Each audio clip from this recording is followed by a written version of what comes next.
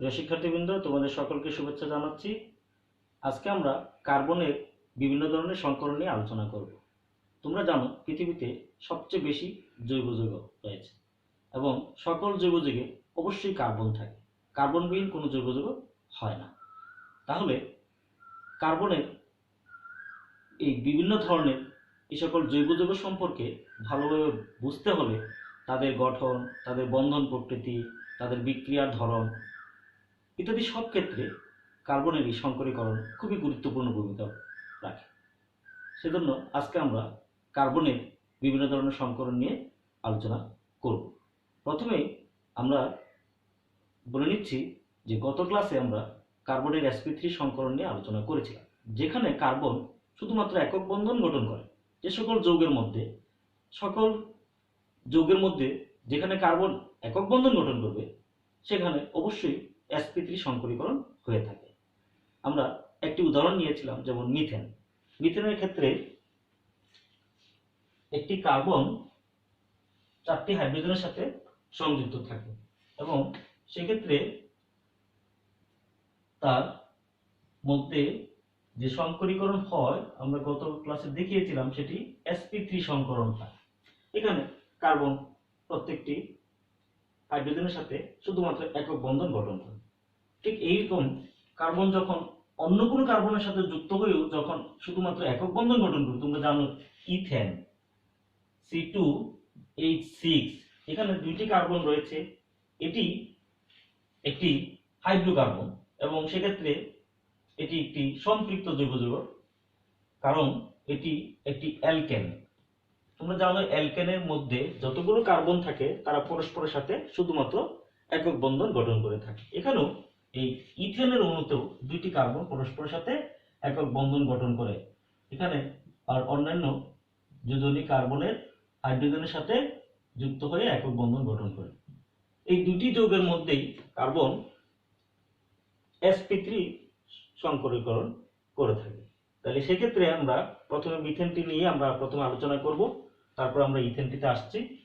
এখন দেখো, যদি কার্বনের ইলেকট্রন বিন্যাস আমরা লিখি 6, তার স্বাভাবিক ইলেকট্রন বিন্যাস 1s2 2s2 2px1 2py1 2pzz। যখন সে যৌগ গঠন করার পূর্বে সে প্রয়োজনীয় শক্তি পেয়ে উদ্দীপিত অবস্থায় তার 2s থেকে একটি ইলেকট্রন 2pz এ চলে যায়। সেক্ষেত্রে তখন আমরা এটিকে স্টার দিয়ে প্রকাশ করি, উদ্দীপিত অবস্থা। তাহলে ইলেকট্রন বিন্যাসটা কি হবে? 1s2 2s1 2px1 2py1 2pz1। তাহলে এই ক্ষেত্রে এখন 4টি তার বিজোড় ইলেকট্রন আছে। সে যখন একক সমযোজী বন্ধন গঠন করে আমরা জানি সে sp3 সংকরীকরণ করে। তাহলে তার সংকরণটা আমরা লিখব 1s2, এই 4টি অরবিটাল একত্রে সংমিশ্রিত হয়ে 4টি নতুন অরবিটাল, সংকর অরবিটাল গঠন করবে। তাদেরকে আমরা কি নামে অভিহিত করি? sp3 সংকরণ হিসাবে। তাহলে এই যে sp3 সংকরণ, sp3 কয়টি হবে? 4টি। sp3 sp3 sp3, এখানে প্রত্যেকটি অরবিটালে একটি করে ইলেকট্রন থাকে। এখন এই যে 4টি sp3 সংকর অরবিটাল তৈরি হলো, এই 4টি sp3 সংকর অরবিটাল পরবর্তীতে 4টি হাইড্রোজেন পরমাণুর সাথে একক সমযোজী বন্ধনের মাধ্যমে যুক্ত হয়ে মিথেন অণুটি গঠিত হয়। তাহলে সেক্ষেত্রে আমরা দেখাচ্ছি হাইড্রোজেন 4টি আমরা নিলাম, হাইড্রোজেন 4টি, তার 1s1 আমরা এক্ষেত্রে এখানে দেখাই, তার 1s1 এখানে একটি সমযোজী বন্ধন হবে 1s1, এটি আরেকটি সমযোজী বন্ধন হবে 1s1, এখানে একটি সমযোজী বন্ধন হবে 1s1, এটি একটি সমযোজী বন্ধন। এই সবগুলো হলো সিগমা বন্ধন, সবগুলো সিগমা বন্ধন। তাহলে এবার আমরা তাদের সংকরীকরণের চিত্রটি দেখাও। আমরা মুছে দিলাম প্রথম অংশ।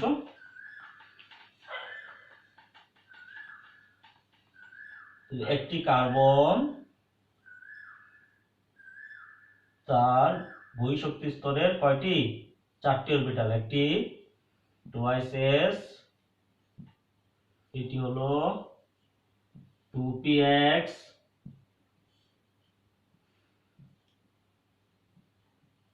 এটি 2py,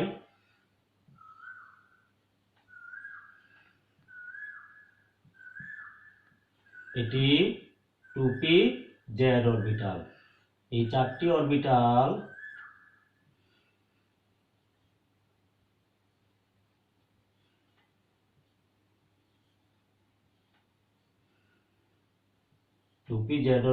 পরস্পরের সাথে সংমিশ্রিত হয়ে 4টি নতুন sp3 সংকর অরবিটাল সৃষ্টি করবে। সেক্ষেত্রে এটা আমরা এখানে দেখাই ফেলি। একটি sp3, এই sp3, sp3, এই যে sp3, তাহলে কয়টি হলো? 4টি। এই 4টি sp3 অরবিটাল পরস্পরের সাথে 109 ডিগ্রি 28 মিনিট কোণ করে একটি চতুস্থলকের 4টি শীর্ষবিন্দুতে অবস্থান করবে। তাহলে এই প্রত্যেকটি হাইব্রিড অরবিটাল, এখানে তোমরা দেখবে যে প্রত্যেকটির মধ্যে একটি করে ইলেকট্রন আছে। তাহলে প্রত্যেকটি হাইব্রিড অরবিটালও একটি করে ইলেকট্রন থাকবে। এবার আমরা মিথেনের গঠনটি কিভাবে হলো এটা দেখাচ্ছি। এটি কি? কার্বন। এখানে সবগুলো sp3, এটা sp3, এটা sp3, এটা sp3, এটা কি? কার্বন। তাহলে কয়টি? 4টি হাইড্রোজেন। 1s1, 1s1, 1s1,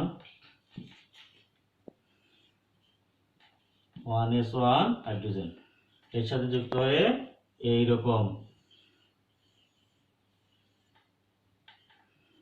এইটুকু বিপরীতমুখী স্পিনে অপর একটি হাইড্রোজেন পরমাণুর সাথে মুখোমুখি অতিক্রমণ বা কি হেড টু হেড ওভারল্যাপিং এর মাধ্যমে 4টি সমযোজী সিগমা বন্ধন গঠন করবে। এটি এদের মধ্যবর্তী কোণ কত? 109 ডিগ্রি 28 মিনিট। এটি হলো মিথেন অণুর গঠন। তাহলে একটি কার্বন এই যে এইভাবে সংযুক্ত হয়ে মিথেন অণুটি গঠন করে। এটি একটি চতুস্থলকের 4টি শীর্ষবিন্দুতে এই 4টি হাইড্রোজেন পরমাণু অবস্থান করে। এখানে এই যে অ্যাঙ্গেল ACH, এটি কত? 109 ডিগ্রি 28 মিনিট। তাহলে এই গঠনটা কি? এই গঠনটা কি? চতুস্থলকীয় বা একে কি বলা হয়? Tetrahedral shape. Tetrahedral shape. এই তাহলে এটি ছিল মিথেনের গঠন। এবার আমরা দেখব ইথেনের গঠন। এটা কি ছিল? Ethane C2H6। এখানে দেখবে যে একটি কার্বন অপর একটি কার্বনের সাথে একক বন্ধনের মাধ্যমে যুক্ত হয়ে তার 4টি বন্ধন পূর্ণ করে। এখানে দেখো 3টি হাইড্রোজেন আর এই যে একটি অপর একটি কার্বনের সাথে একক বন্ধনের মাধ্যমে যুক্ত হয়। তাহলে এই যে একটি অপর একটি কার্বনের সাথে একক বন্ধনের মাধ্যমে যুক্ত হয়, হ্যাঁ, তখন এই কার্বনের সাপেক্ষে এই কার্বনকে ঘোরানো যায়। তার মানে কার্বন কার্বন একক বন্ধন অক্ষ বরাবর তাদের ঘূর্ণন সম্ভব হয়। সেক্ষেত্রে আমরা এখানে sp3 সংকরণী সৃষ্টি হয়। কারণ এক্ষেত্রে দেখবে আমরা একবার ইথেনের গঠনটাকে দেখাচ্ছি। তাহলে সেক্ষেত্রে কি হবে? এরকম 2টি কার্বন sp3 সংকরণ হবে। তাহলে এইটা দেখো, এটি একটি কার্বনের sp3, এটি কার্বনের sp3, এটি একটি কার্বনের 4টি sp3 সংকর অরবিটাল অপর একটি কার্বনের সাথে এইভাবে যুক্ত হলো। দেখো এই তাহলে এটি হলো ইথেনের গঠন। কি? এখানে দুটি হাইড্রোজেনের সাথে তিনটি হাইড্রোজেনের সাথে যুক্ত হবে। এটি এই এই তাহলে এটি হলো সিগমা, এটি সিগমা, এটি সিগমা, এটি সিগমা, এখানে সিগমা, এটি সিগমা, এটি সিগমা, এখানে সবগুলোই একক বন্ধন, ফলে এখানে sp3 সংকর অরবিটাল সৃষ্টি হয়। এবার আমরা যদি একটি মডেলের মাধ্যমে একটু দেখাই, তোমরা একটু দেখবে যে এটি হলো মিথেনের মডেল। এখানে এটি কার্বন, এখানে তিনটা হাইড্রোজেন, এই যে নিচে তিনটা হাইড্রোজেন, উপরে এটি এই যে বন্ধন কোণ, এটি 109 ডিগ্রি 28 মিনিট, প্রত্যেকটি বন্ধন কোণ সমান এবং বন্ধন দূরত্ব সমান।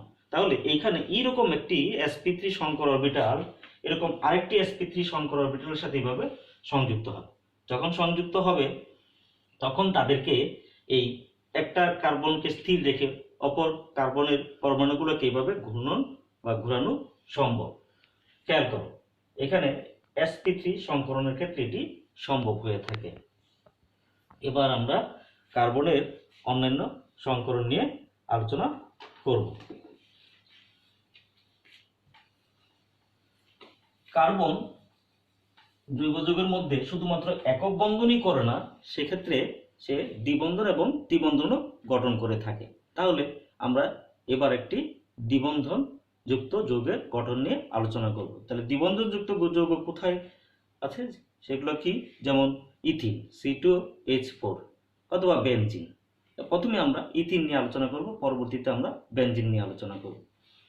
তাহলে ইথিনের গঠনটিতে আমরা দেখব যে সেক্ষেত্রে কার্বনের 4টি যোজনীর মধ্যে 3টি যোজনী 3টি সংকর অরবিটালের মাধ্যমে গঠিত হয়। যেমন দেখো ইথিন C2H4 এটি একটি অসম্পৃক্ত জৈব যৌগ। তোমরা জানো ইথিন, এটি ইথিন হলো তার ইউপ্যাক IUPAC নেম, আর যে ট্রিভিয়াল বা প্রচলিত নাম কি তার, সেটা হলো ইথিলিন।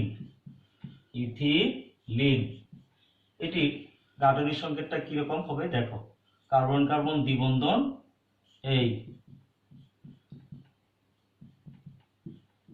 এটিকে আমরা কখনো এভাবে লিখি CH2 ডবল বন্ড CH2। এখানে দেখো যে কার্বন তার 4টি যোজনই পূর্ণ হয়েছে, তবে এখানে একটি দ্বিবন্ধন এবং 2টি কি একক বন্ধনের মাধ্যমে সে যুক্ত হয়েছে। এখানে দেখো, এখানে দ্বিবন্ধনের একটি পাই বন্ধন, একটি সিগমা বন্ধন। তাহলে তার সিগমা বন্ধন কয়টি? প্রত্যেকটি কার্বনের সিগমা বন্ধন হলো 3টি। তোমরা একটা জিনিস জানবে যে কখনো পাই বন্ধন এককভাবে গঠিত হয় না। পাই বন্ধন একটি সিগমা বন্ধন গঠিত হওয়ার পরেই সে পাই বন্ধন সৃষ্টি হয়, এবং পাই বন্ধন হয় কাদের মধ্যে? অসংকরিত পি অরবিটালের মধ্যে, মানে বিশুদ্ধ পি অরবিটাল থাকতে হবে প্রত্যেকটি কার্বন পরমাণুর মধ্যে।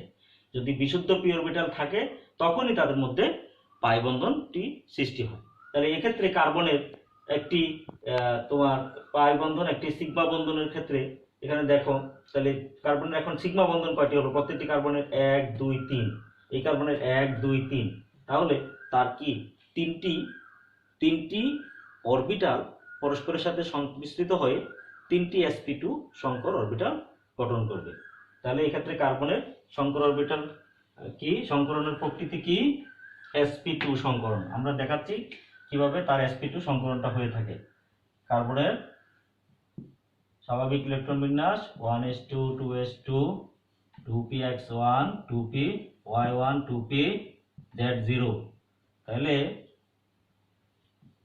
উদ্দীপিত অবস্থায়, এটিকে আমরা বলি উদ্দীপিত অবস্থায় 2s থেকে একটি ইলেকট্রন 2pz এ যাবে। তাহলে 1s2 2s1 2px1 2py1 2pz1। এবার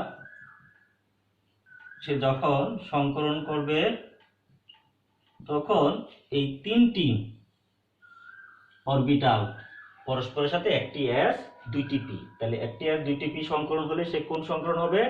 sp2 সংকরণ। আর অপর এই sp2 3টি সংকরণ অরবিটাল 3টি সিগমা বন্ধন গঠন করবে। আর বাকি হলো কি একটি পি পি অরবিটাল, এখানে এই পি অরবিটালটি পাই বন্ধনে অংশগ্রহণ করবে।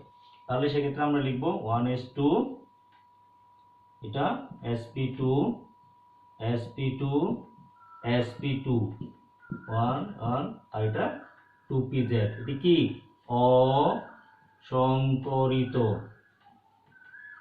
অসংকরিত বিশুদ্ধ পি অরবিটাল।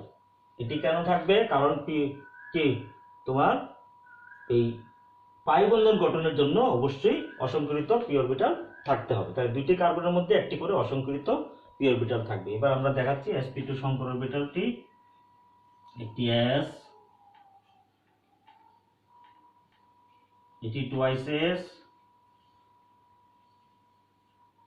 এটি 2px, 2px, এটি 2py,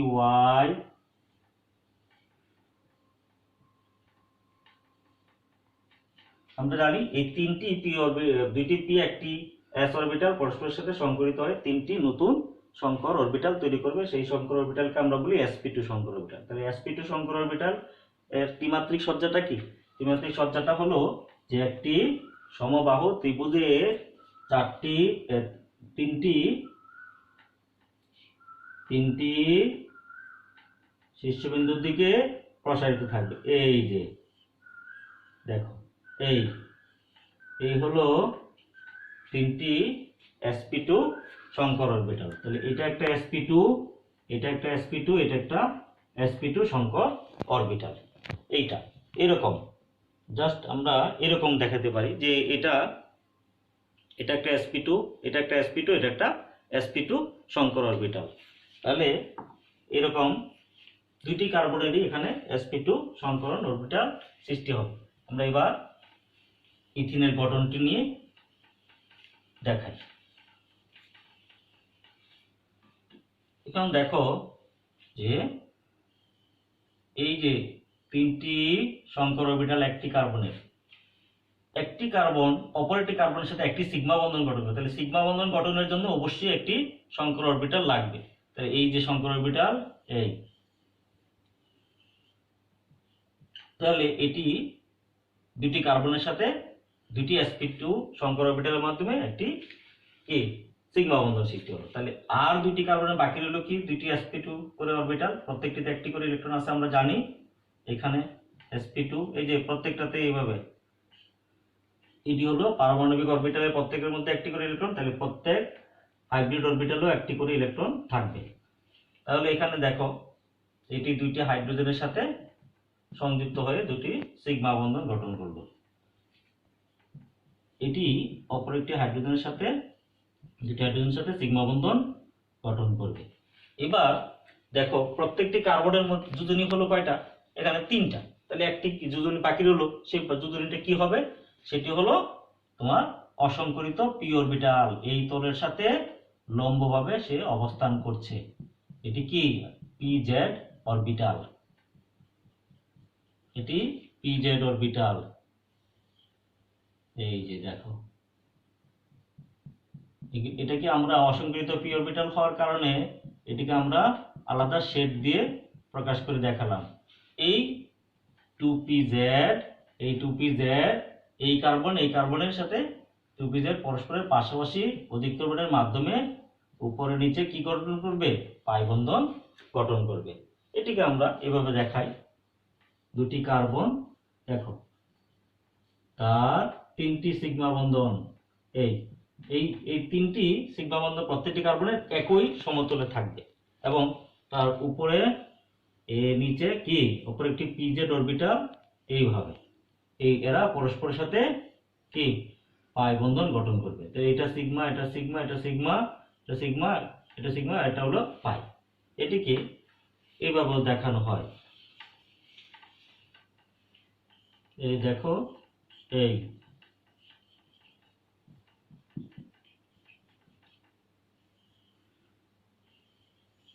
এই হলো পাই বন্ধনটি, উপরে নিচে সে বিস্তৃত থাকে। ফলে এই যে যখন পাই বন্ধনটির সৃষ্টি হয় তখন এই যে ইথিন অণুটাকে এই কার্বনের সাপেক্ষে এই কার্বনকে ঘোরানো যায় না। যেহেতু ঘোরানো যায় না, ফলে তার মধ্যে জ্যামিতিক সমানতার সৃষ্টি হয়। খেয়াল করো, ইথিন এর জ্যামিতিক সমানতা নাই, কারণ প্রত্যেকটি কার্বন এখানে সমতুল্য। কিন্তু যদি তাদের প্রতিস্থাপিত অ্যালকিন হয়, প্রতিস্থাপিত অ্যালকিন বলতে আমরা যেটা বোঝাচ্ছি যে এখানে এখানে দেখবে, এটা আমরা এভাবে দেখাচ্ছি, এই যে হাইড্রোজেন, এই হাইড্রোজেন, তাহলে এখানে এই যে এটা এটা পাই, এটা কি সিগমা, এবং এই যে প্রত্যেকটা কোণ কত 120 ডিগ্রি। দেখো এখানে অ্যাঙ্গেল HCH যেমন 120 ডিগ্রি, আবার অ্যাঙ্গেল HCC এটাও 120 ডিগ্রি। এরা এখানে এই দুইটি হাইড্রোজেন এবং দুইটি কার্বন তারা পরস্পরের একই সমতলে অবস্থান করে, কিন্তু তাদের পাই বন্ধনটি হলো তার এই তলের উপরে এবং নিচে। এই কার্বনের এখানে দেখো, আমরা যদি এটাকে দেখাই, এই যে এটি এটি বন্ধনের গঠনটি এই রকম হবে।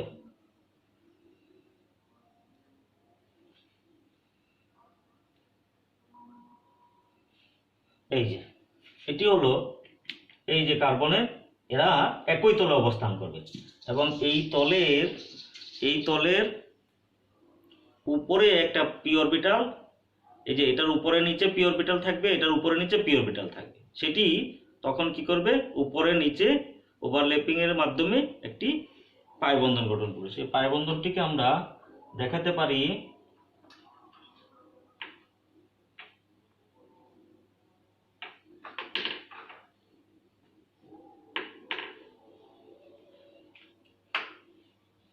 এই যে দেখো,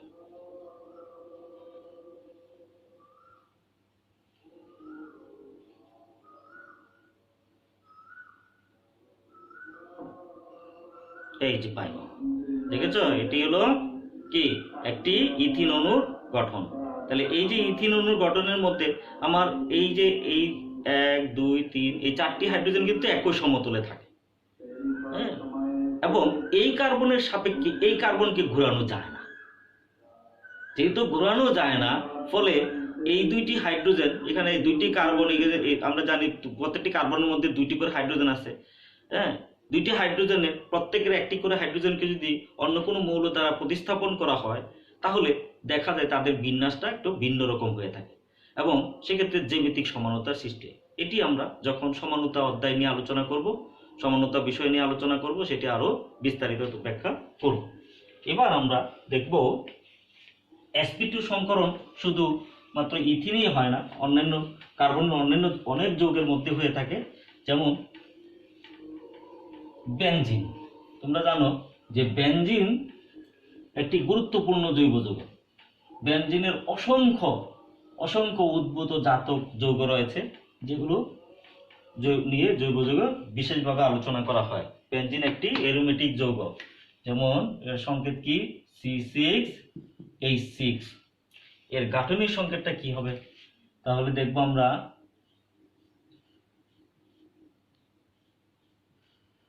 ছয়টি কার্বন একটি,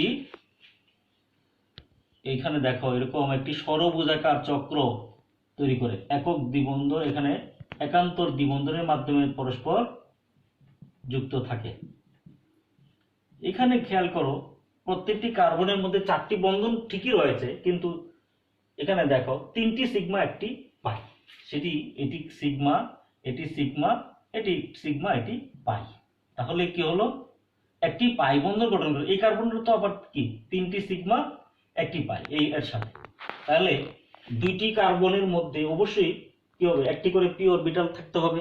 তাহলে এই পি অরবিটাল যখন থাকবে, তখনই তাদের মধ্যে পাই বন্ধন সৃষ্টি হয়। তাহলে এখানে কার্বনের কি sp2 সংকরণ হয়ে থাকে। তাহলে sp2 সংকরণের ক্ষেত্রে কি এখানে তিনটি তিনটি এই যে sp2 সংকর অরবিটাল একই সমতলে থাকে, আর পাই বন্ধনটি তাদের উপরে নিচে থাকে। সেটি আমরা বেনজিনের ক্ষেত্রে দেখাবো। খেয়াল করো, বেনজিনের গঠনটা আমরা একে দেখাচ্ছি।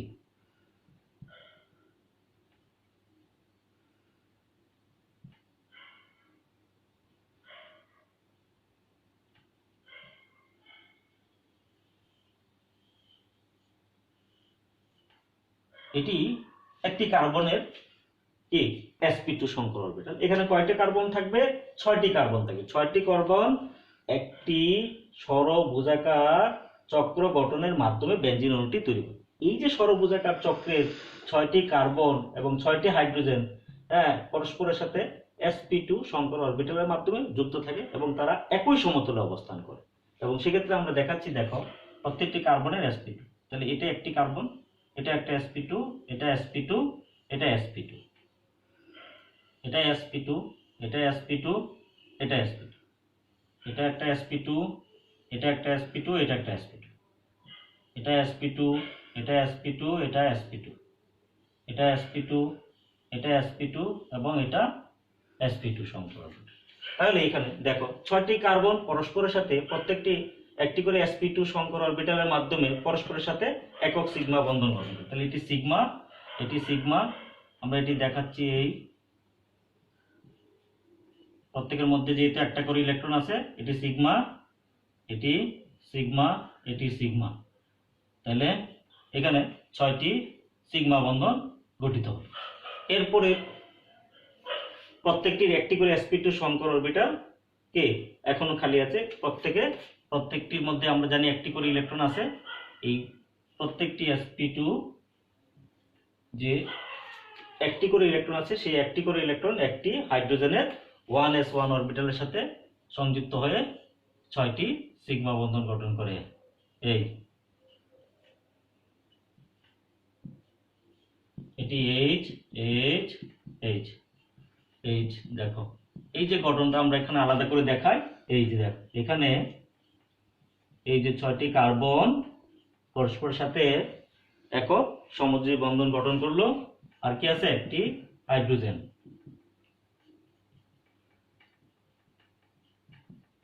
এবার দেখো প্রত্যেকটি কার্বন এখানে তার কয়টি যোজনী পূর্ণ করে? 3টি। 1 2 3, 1 2 3, 1 2 3। আমরা জানি কার্বনের যোজনী 4। তাহলে আর অপর একটি যোজনী কি? সেটি হলো অসংকরিত পি অরবিটাল।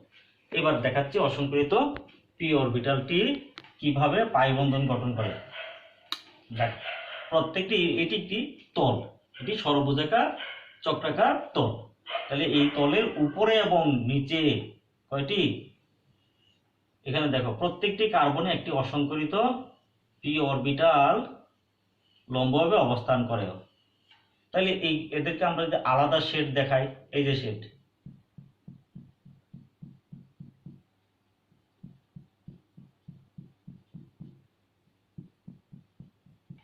তোমরা দেখতে পাচ্ছ। চিত্রটা ভালো করে দেখবে, খেয়াল করবে। এখানে চিত্রটির মধ্যে আমরা কি দেখাচ্ছি? 6টি অসংকরিত পি অরবিটাল দেখাচ্ছি। তাহলে এই 6টি অসংকরিত পি অরবিটাল তোমরা দেখো, এই যে কার্বন এখানে বেনজিন চক্রের মধ্যে একান্তর দ্বিবন্ধন, মানে একটি দ্বিবন্ধন তারপর একটা একক বন্ধন, একক বন্ধন আবার দ্বিবন্ধন, দ্বিবন্ধন একক বন্ধন, একক বন্ধন দ্বিবন্ধন, দ্বিবন্ধন একক বন্ধন। তার মানে দ্বিবন্ধন দুইটা পাশাপাশি হবে না, অর্থাৎ একটা দ্বিবন্ধন হওয়ার পরে একটা একক বন্ধন। সেটি কিভাবে সম্ভব? কারণ এইটি যদি তুমি এই দুইটা পি অরবিটালকে পরস্পরের সাথে নিয়ে একটি পাই বন্ধন গঠন করো, এখানে তো সে আর এর সাথে গঠন করতে পারবে না। তাহলে এটি একটি পাই বন্ধন। তাহলে এখানে অবশ্যই এটা শুধুমাত্র সিগমা বন্ধন থাকবে। তাহলে এই কার্বন, ওইটা দেওয়া হয়নি, এটি দেখে নাও। তাহলে এই কার্বনের সাথে এইখানে এই যে এইটা কি পাই বন্ধন হলো, এখানে আরেকটা পাই বন্ধন। তাহলে একটি পরপর দেখা গেল একটি পাই বন্ধন, একটি সিগমা। এখানে দেখো এখানে একটা দ্বিবন্ধন, এখানে একক বন্ধন, আবার এখানে দ্বিবন্ধন, এখানে একক বন্ধন, এখানে দ্বিবন্ধন, এখানে একক বন্ধন। এটা আমরা আলাদা করে এখানে দেখাই, তাহলে জিনিসটা আরো ক্লিয়ার হবে। এটা দেখো এই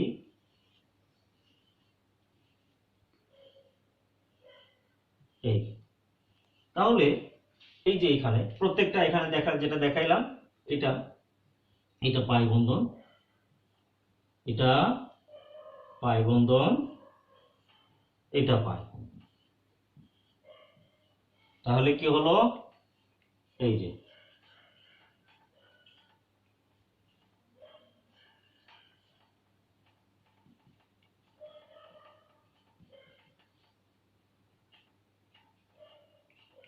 এই হলো বেনজিনের গঠনটি। এখানে দেখো এটা একটা সিগমা, একটা পাই, এটা সিগমা বন্ধন, এটা একটা সিগমা একটা পাই, এটা সিগমা বন্ধন, এটা একটা সিগমা একটা পাই।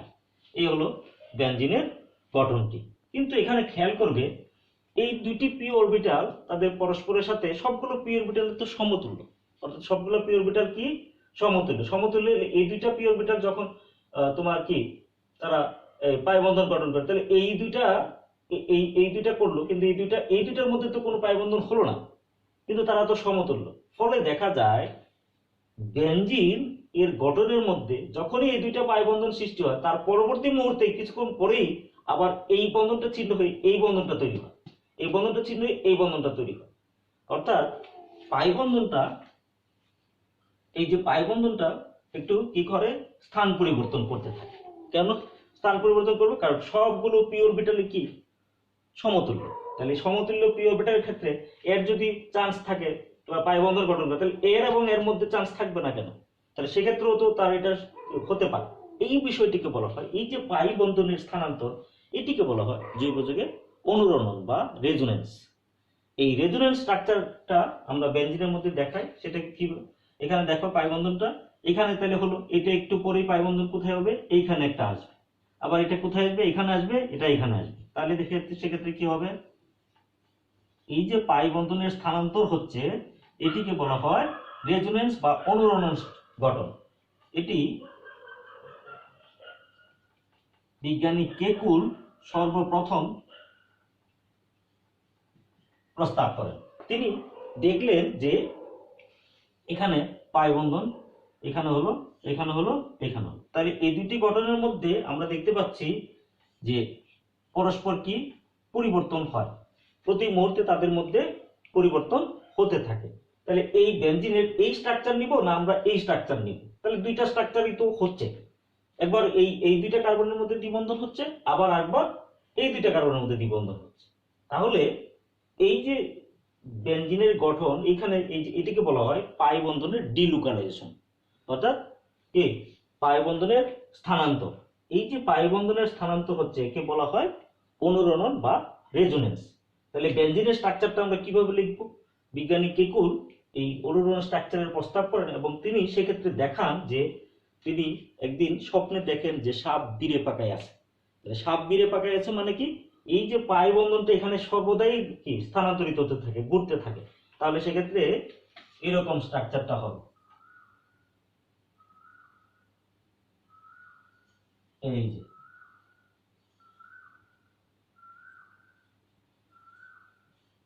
এইটি দেখো, এটি উপরে এই যে পাই বন্ধন সর্বদাই ঘুরতে থাকে, আবার এই যে নিচে পাই বন্ধন ঘুরতে থাকে।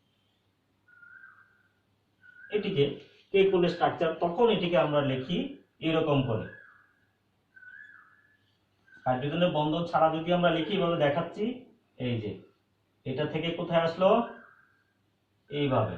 কিন্তু যেহেতু কোনো গঠনই স্থির না, সেই জন্য আমরা বেনজিনের স্ট্রাকচারটাকে কিভাবে দেখাই? এইভাবে দেখাই। দেখো ভিতরে একটি বৃত্ত, এই। তাহলে এই বৃত্তটি কিসের? এটি হলো কি তোমার পাই বন্ধনের ডিলোকালাইজেশন। পাই বন্ধনের কি ডিলোকালাইজেশন, ডিলোকালাইজেশন।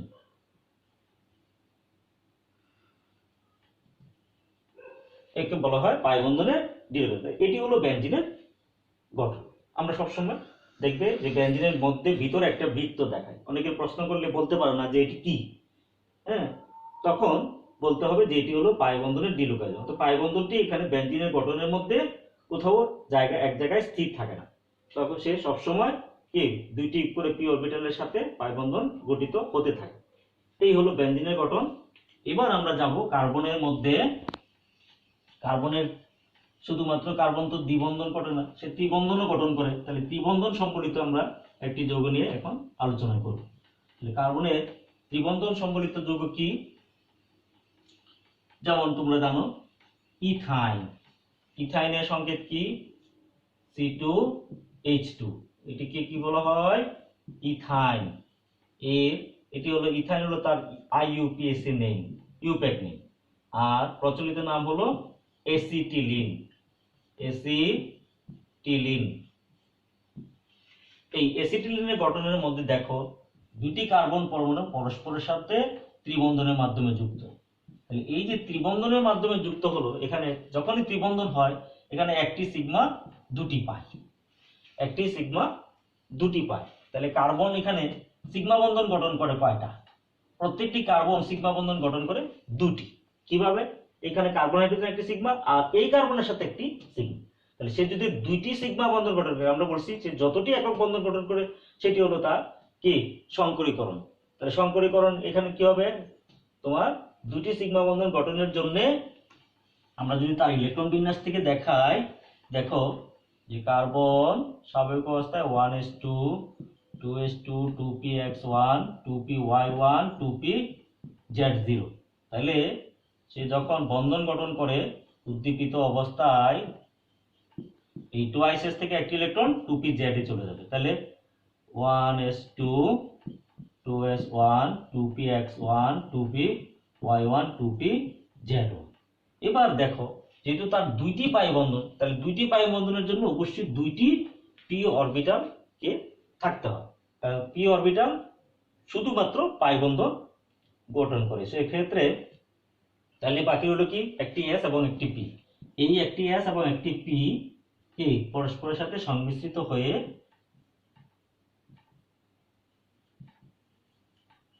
দুটি এসপি সংকর অরবিটাল তৈরি করবে। তাহলে একটি এখানে দেখো এসপি এসপি, তাহলে এটিতে একটি ইলেকট্রন, এটিতে একটি, এটি 2py1 2pz1। এই দুটি কি? এই দুটি হলো অসংকরিত, অসংকরিত বিশুদ্ধ পি অরবিটাল হিসেবে এখানে থেকে যায়। এটি আমরা দেখাচ্ছি এখানে। তাহলে একটি এস, এটি আগেও দেখে গেছিলাম, টুয়াইস এস, এটি px অরবিটাল আমরা নিয়েছি, এটি 2px। একটি s এবং একটি p অরবিটাল যখন একত্রে সংমিশ্রিত হবে তখন আমরা বলছি যে দুটি সংকর অরবিটাল তৈরি হবে। দুটি সংকর অরবিটাল কি দ্বারা হবে? আমরা তাদেরকে অভিহিত করি sp সংকর অরবিটাল। এবং sp সংকর অরবিটাল দুটি ত্রিমাত্রিক সজ্জা কি? তারা পরস্পরের সাথে 180 ডিগ্রি কোণ করে অবস্থান করবে। তাহলে 180 ডিগ্রি অবস্থান করলে সেটা আমরা দেখাই এইভাবে, এই এটি একটি sp, এটি একটি sp সংকর অরবিটাল। তাহলে এদের মধ্যবর্তী কোণ কত? 180 ডিগ্রি, কারণ এটি সরলরৈখিক হয়ে থাকে। এবার আমরা ইথিনের গঠনটি দেখাচ্ছি। দেখো দুইটি কার্বনেরই এখানে sp2 sp শুধু sp সংকরণ হয়ে থাকে। তাহলে সেক্ষেত্রে এই যে এটার sp, এটার একটি sp, এর একটি sp সাথে কি সিগমা বন্ধনে যুক্ত হয়। আর এখানে একটি sp বাকি থাকে, সেটি একটি হাইড্রোজেনের সাথে, এটি একটি হাইড্রোজেনের সাথে যুক্ত হয়। তাহলে এই হলো দুইটি কার্বনের, এই দুটি কার্বনের আমরা বলছি কি প্রত্যেকের দুটি করে সিগমা বন্ধন। তাহলে বাকি রইল কি দুইটি পাই বন্ধন। তাহলে দুইটি পাই বন্ধনের জন্য প্রত্যেকটি কার্বনে কি এই যে দেখো এটি অসংকরিত একটি পিজেড অরবিটাল, এটি অসংকরিত একটি পিজেড অরবিটাল, হ্যাঁ এইটি, আর এটি হলো পিওয়াই, এর সাথে লম্বভাবে থাকবে, এটি পিওয়াই। এটিকে আমরা আলাদা শেড দিয়ে তাদেরকে আমরা বোঝানোর চেষ্টা করব। এখানে দেখো এটি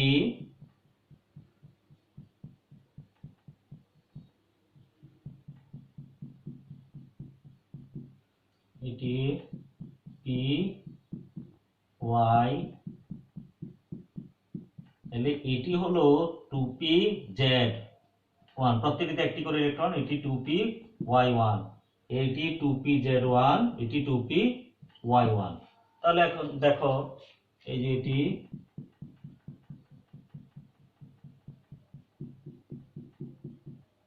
তাহলে এই যে জেড অরবিটালের মধ্যে এই যে পাশাপাশি অধিকরণের মাধ্যমে এখানে একটি কি তৈরি হবে? এখানে একটি পাই বন্ধন সৃষ্টি হবে। আর পিওয়াই, দুটি পিওয়াই এর মধ্যে যেহেতু তারা একই অক্ষে পরস্পরের সমান্তরালে লম্বভাবে থাকে, সেই জন্য তাদের মধ্যে এখানে পাই বন্ধন, এটা পাই বন্ধন। এই ছিল। তাহলে দেখো এখন আমরা যদি এখানে বন্ধনের মাধ্যমে দেখাই, এই যে এটি হলো কার্বনের একক সমযোজী বন্ধন সিগমা, আর হলো এটি একটি পাই, এটি একটি পাই।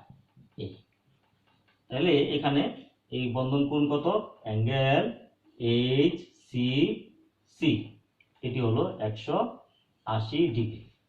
এবার আমরা দেখব যে এই যে কার্বন, আমরা জানি 3 ধরনের বন্ধন গঠন করে, একক বন্ধন, দ্বিবন্ধন এবং ত্রিবন্ধন। তাহলে এই যে ত্রিবন্ধন, আরেকটা আমরা দেখাচ্ছি এই যে একক বন্ধন। ইথেনের গঠনটা আমরা দেখিয়েছিলাম, এখানে sp3 সংকরণ হয়,